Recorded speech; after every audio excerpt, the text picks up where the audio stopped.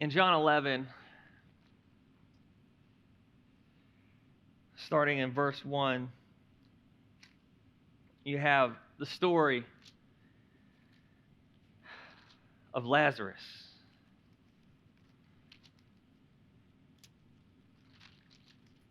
If I can find it. There you go. All right. And it says in verse 1, now a certain man was sick, Lazarus of Bethany, the town of Mary and her sister Martha. It was that Mary who anointed the Lord with fragrant oil and wiped his feet with her hair, whose brother Lazarus was sick. Therefore the sisters sent to him, saying, Lord, behold, he whom you love is sick. In this story, I don't know about you, but this story has always intrigued me. So many different parts, and I want to hopefully bring out some different thoughts and questions today that will help us to understand God and Christ and who He is and how He works in our lives. And first and foremost, in these first couple of verses, it says Lazarus is from Bethany. And you know this name Lazarus, it actually means God is my help. God is my help. And I love that because in these, we think about, I love names and, of course, words and their meanings, but I love how in the Bible times, not only did they think about those meanings of names, but how much God used in His Word a person's name and the meaning to really help us to understand by bringing out what He wanted to do in their life and how He was going to provide or bring this miracle, and to see that His name was God is my help. It was in His name that God was going to provide for him and be there with him. And I love that. Do we know that, I always take everything and make it a question because it makes me question myself and what I'm thinking. Do we know that God is our help? You say, yeah, I know that. And we all can say that, but down in the moments where we're really struggling, do we know that our actions, how we're walking or how we're speaking about what we're going through, does it reflect that we know that God is our help? It says that Lazarus was sick. Mary and his sister Martha sent for him, and I love that it brings out each and every one of them individually. But whenever Mary and Martha sent for him and they sent and said, the one who you love, they didn't even have to say his name. And in this I think, wow, that Jesus, they said, Jesus knows him. He knows who he is, and he loves him, and they're just going to say, the one who you love is sick. Do you know that he loves you? I think about that, like when we're praying, and how we come to him when we're asking him, what is our demeanor, and how are we speaking it? And I just think, man, am I coming to him in this place? Are we coming to him in this place that says, hey, I'm here, the one that you love? Or do we think that we have to remind him who we are whenever we're coming before him? I don't know, maybe if it's been a long time since you've come to him and asked, and in that prayer time, you might think that you have to, but you don't. Because he knows you and he loves you. He hadn't seen Lazarus for a while. Mary and Martha. He was gone, off doing the ministry that his Father had called him to do, and they sent for him, and they came and just said, the one who you love is sick. Because they knew that he knew them, that he knew Lazarus. I promise. One time I was speaking and kept saying Lazarus with a TH, and I promise I'm not going to do that. Okay.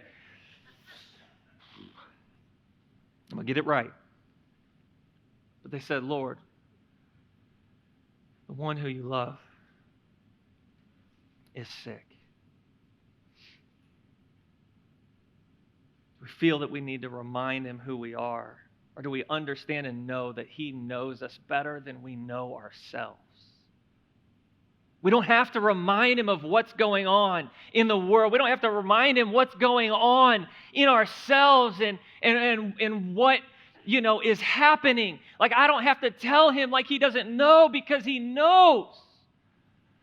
Do you guys oh, man. Do you get that? You think, oh, yeah, he knows what's going on. No, he knows what's going on in your life, with you personally. He knows you. He loves you. He cares for you, and he wants the best for you. He wants good for you. He knows you. And that's why it's so crazy whenever in verse 4 he comes and he says, when Jesus heard that, 11 verse 4, he said, this sickness is not unto death, but for the glory of God, that the Son of God may be glorified through it.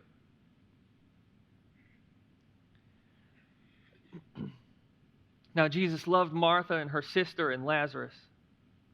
He loved them. Each of them individually. It doesn't say he loved their family. He loved, what they had done even. Because they had done such and such, he loved them.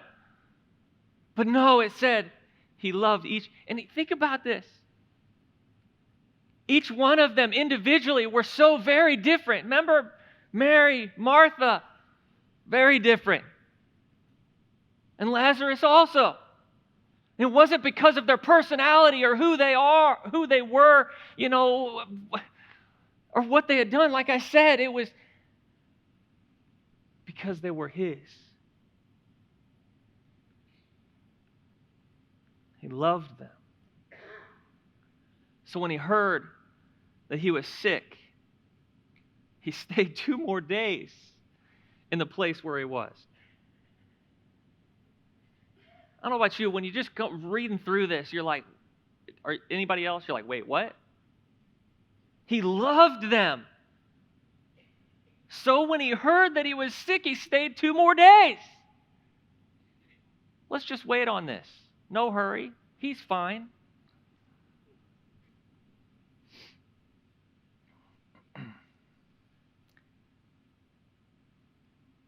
Jesus said, this sickness is not unto death. And a word unto, you know what it means? It means to the advantage of. So he's saying this sickness is not unto death. He's saying this sickness is not to the advantage of death.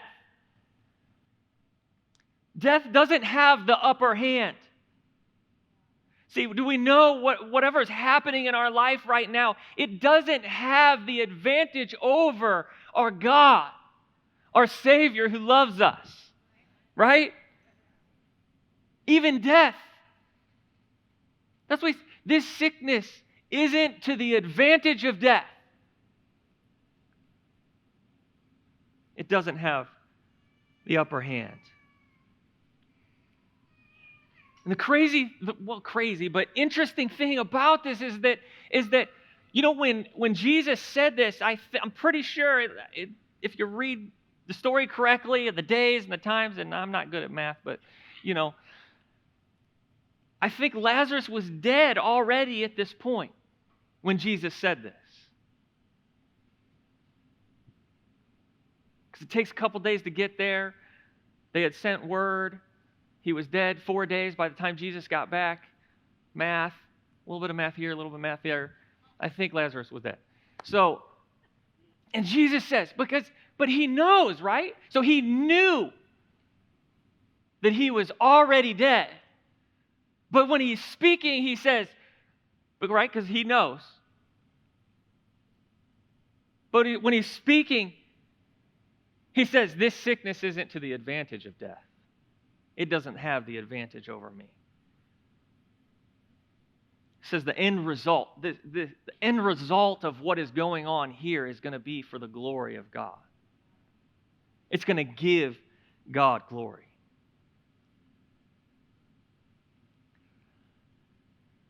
Charles Spurgeon said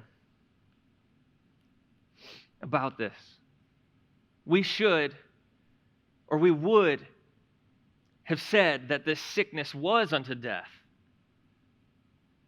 but ultimately to the glory of God. But he who sees the end from the beginning streaks with a grandeur of style which could not be imitated by us. So the Lord speaks of things not as they seem to be, nor even as they are in the present moment, but as they shall be in the long run. I love that. He says, for us, like in how we can comprehend it, he's like, this is going to be to the glory of God, but I'm not going to make it through this. That's what we would say. But he says, because he's not just looking at our situation and what has happened or what's happening right now, but he's looking from the end to the beginning, and he says, this is not to the advantage of death. This is not going to happen. Not on my watch.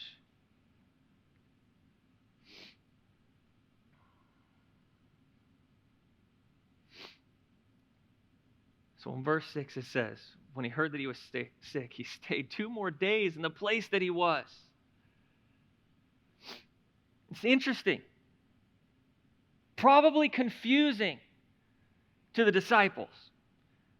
Most likely very agonizing for Mary and Martha to be in this place where they're like, hey, Jesus, come. You love him. You love us. And we know that you come and you will work for those that you love. You will do this. And he says, I'm going to wait a while.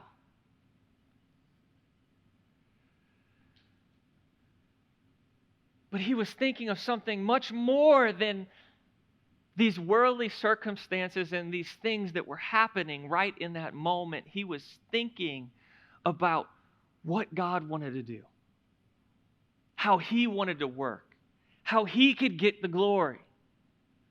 I mean, can we have that posture in what we're walking through? To say, God, I trust you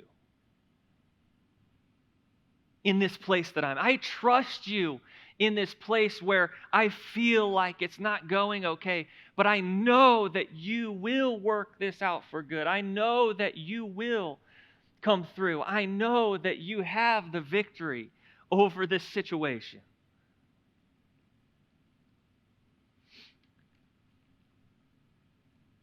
But he waited 2 more days. Are we okay in the waiting? Are we okay? Many times we get frustrated, confused, angry, don't know what's going on because, God's not telling us every little detail of why he's doing what he's doing. But do we trust him in the waiting? Saying, God, I know that you love me.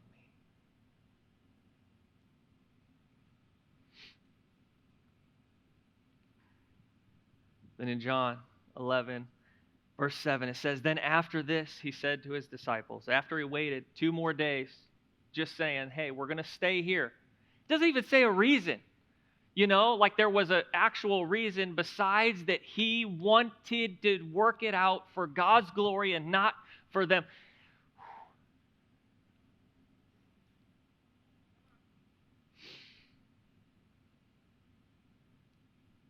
Then after this, he said to the disciples, "Let us go to Judea again." The disciples said to him, "Rabbi, lately the Jews sought to stone you, and are going there again." Jesus answered, "Are there not 12 hours in a day? If anyone walks in the day, he does not stumble because he sees the light of this world. But if one walks in the night, he stumbles because the light is not in him." He said, "Let's go to Judea." Jesus could have raised Lazarus from where he was.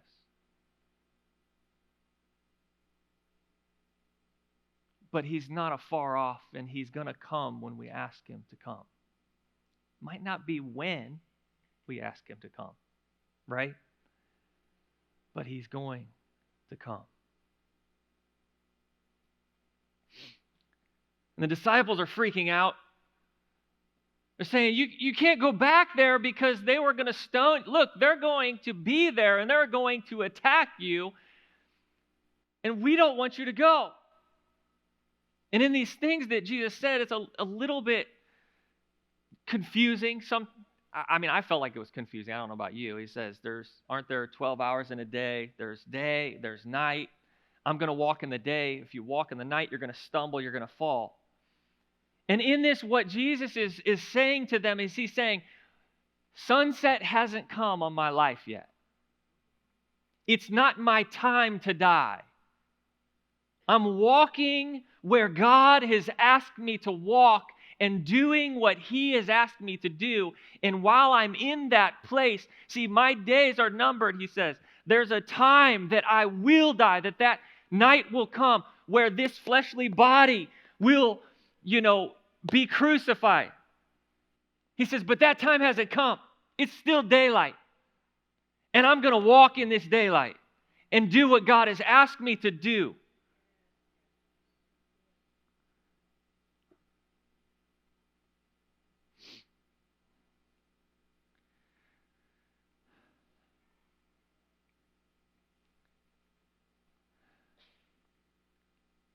In John 11:11 says, these things he said. And after he said to them, our friend Lazarus sleeps, but I go that I may wake him up. Then his disciples said, Lord, if he sleeps, he will get well. However, Jesus spoke of his death, but they thought that he was speaking about taking rest and sleep. Then Jesus said to them plainly, listen, you guys are a little slow. Lazarus is dead. 15, and I am glad for your sakes that I was not there, that you may believe. Nevertheless, let's go to him. It says, our friend Lazarus sleeps, and I go that I can wake him up. Many other times in the Bible, this word is used, sleep is used as death. And if you look this word up, one of it is to go to sleep, but it's also used for death. And a couple of other times in the Bible, it says that this person went to sleep, and it means that they died.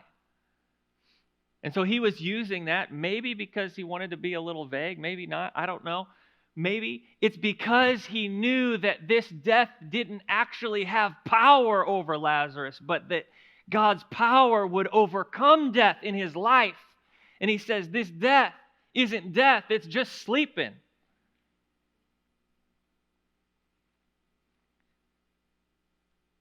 He says, I'm going to go and wake him up.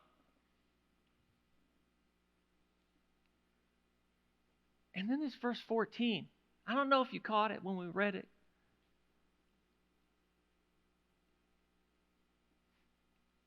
After he made it clear that he was talking about Lazarus being dead and not just asleep as we would think asleep, but no, he's dead, but I'm going to go wake him up. And in verse 14, it says, Then Jesus said to them plainly, Lazarus is dead, 15, and I am glad for your sakes that I was not there. How could Jesus be glad that he wasn't there to heal him? And when you think about this, you're like, how? He says, I'm glad that I wasn't there for your sake. He's saying, I'm glad that you are going to be able to learn and grow from this, and you're going to be able to come to a better place of trust in who I am and faith in who I am. And when I think about this and what he said, it makes me think about our situations and what we're going through. How can we have joy in whatever situation, whatever season that we're in, or darkness or pit that we feel like? How can we have joy in those moments? It's because we have him. It's because we know that he has the advantage over us. Do we believe that he has the advantage over that situation, no matter how long it takes?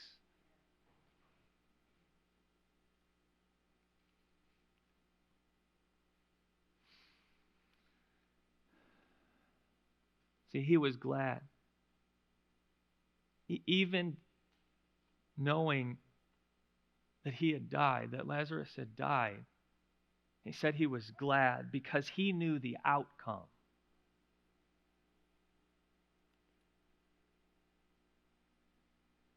No matter what's going on in our lives, I can know, you can know the outcome. You say, how do I know that? I don't know exactly what's going to happen in that season, but I know that God is going to do a work in your life, whether now or a year from now. He's going to do something, and the outcome will be that you know him better, and the outcome will be that he has the victory. I can tell you that. And I can say that even if it's the end of my life, and I go from here to heaven, he has the victory. And I'm better for it. So no matter what situation I'm in, I can say, God, I'm going to stand in your peace. We can do that because we know that ultimately he has the victory over sin and death. That ultimately, for those that know him and love him, there is this life isn't life at all, right? I said that a couple weeks ago, I think. This isn't life, this is death. Life is eternity with him.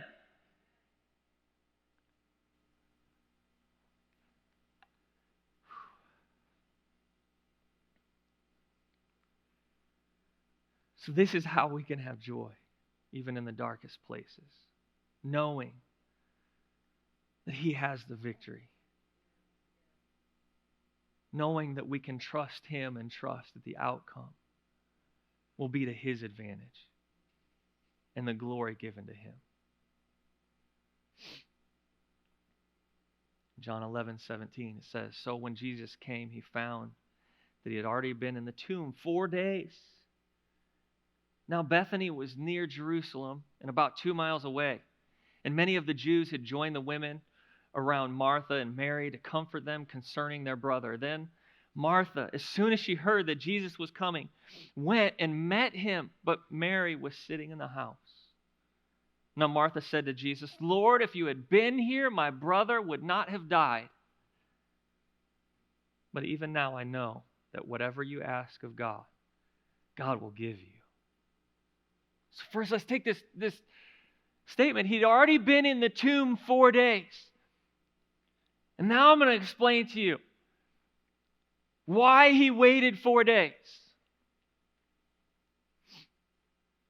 And I told you already a little bit that he waited 4 days because it would be to the glory of God and because he wanted to do it when it was only God who could do it, right?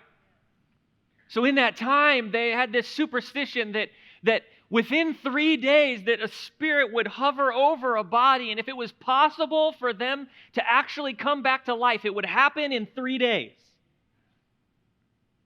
Somehow, if they were to come back to life. And even, that, of course, that belief, that superstition is known to everybody. And I believe that even with Mary and Martha and those gathered around, that they probably, even if they weren't superstitious, probably were like, well, it's been 4 days. I mean, maybe 3 days, probably 2 days, very likely 1 day. But 4 days, there's no way.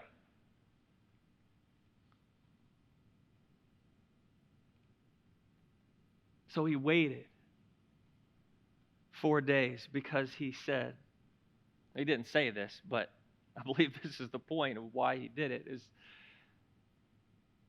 that he wanted to go beyond any of their possible thoughts of it being anything but God. So many times, and I think about my own life and our lives in situations whenever God comes through, there's many a moments where a thought comes in our mind where it's like, well, did I do that? Or it's like, did I do that or did God? So many times God is doing stuff in our life and we think it's us.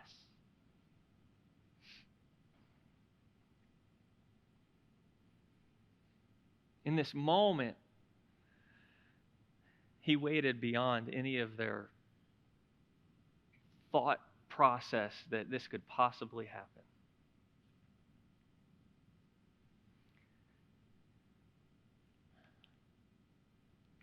So Martha said, if you had been here, he wouldn't have died. And she's thinking, and he's died, and now it's 4 days.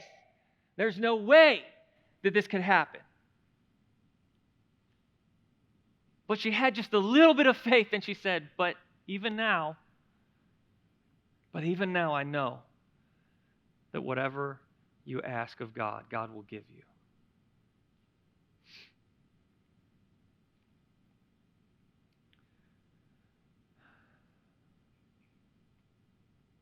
She wasn't confident.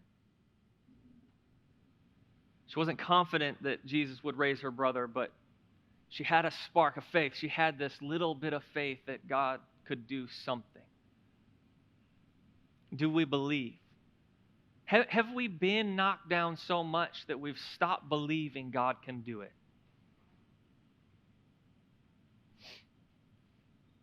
That we feel like it's been too long, too much time, too much has happened. There's no way that he's going to do it now. There's no way. How could he possibly even do it? There's just too much time and space in between that I don't feel like he can do this in my life. But do we believe that he still has the advantage? See, the amazing, he's outside of time.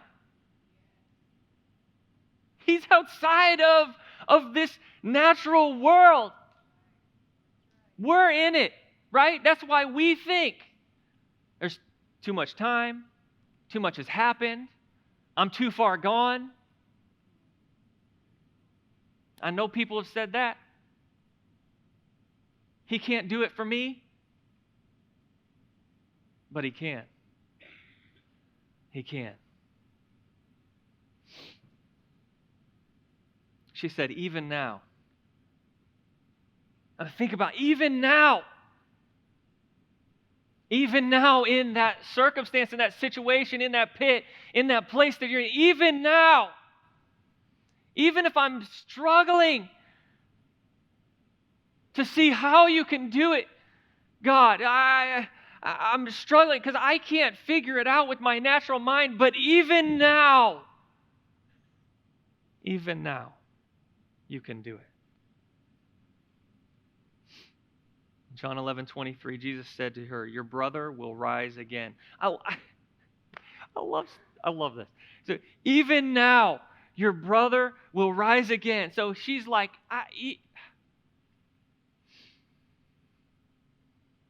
she said, even now, She asked God, I have a little spark of faith. And he said, your brother will rise again. And what does she say? Martha said to him, I know that he'll rise again in the resurrection at the last day. So Jesus was saying, your brother will rise again. And she said, well, I know that he's going to go to heaven. He's going to rise again. But that's not what we wanted. We wanted him to be alive right now.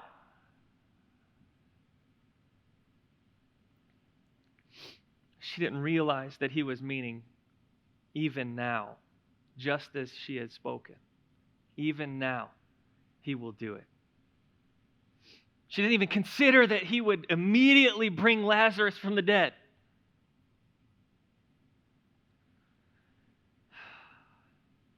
She just said, I know that he'll rise again in the last day.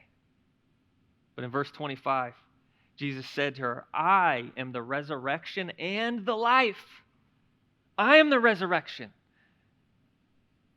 and the life. He who believes in me, though he may die, he shall live. And whoever lives and believes in me shall never die. Do you believe this? She said to him, yes, Lord, I believe that you are the Christ, the Son of God, who has come into the world. See, Jesus was saying to her, he says, listen, he doesn't say, I have resurrection and life. He doesn't say, I believe too that he will be resurrected. He doesn't say, I have the power of resurrection and life. He says, I am resurrection and life. That's who he is. He is life. He is resurrection. When it is him, who he is, that brings life to these mortal bodies. It's him that raises from the dead. It's who he is. Not just what he does. It's who he is.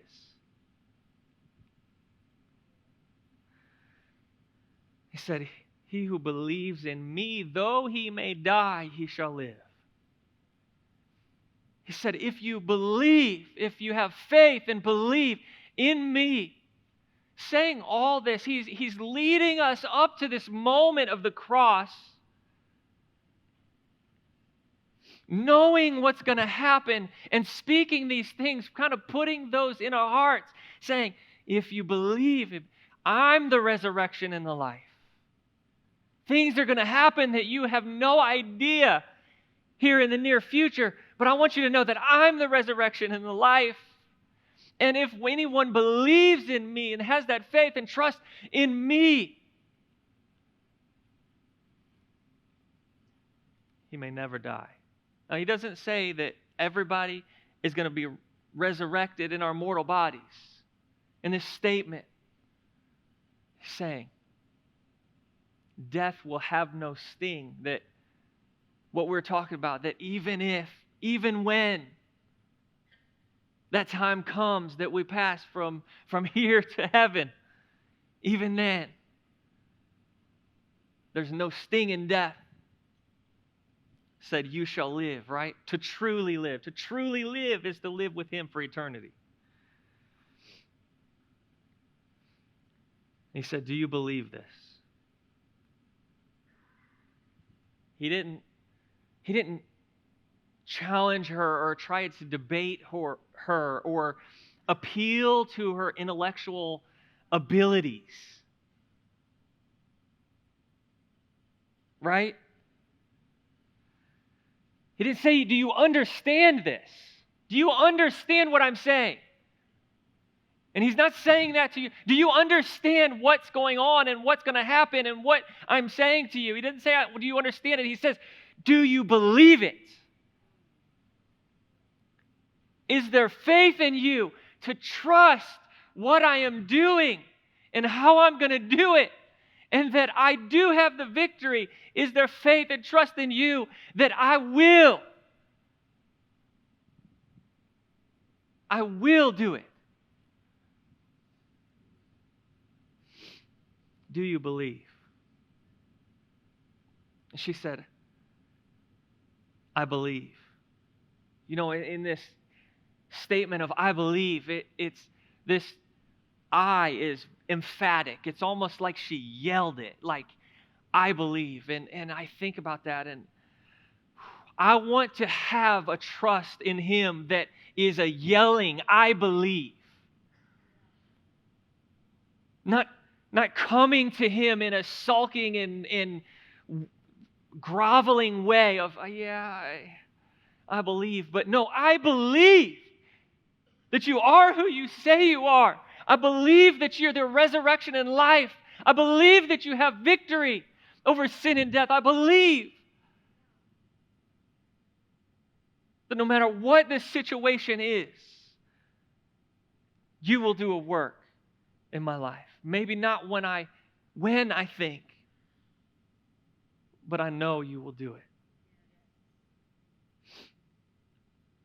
Do you believe that He is God? Do you believe that He can do it? Do you believe that He is with you?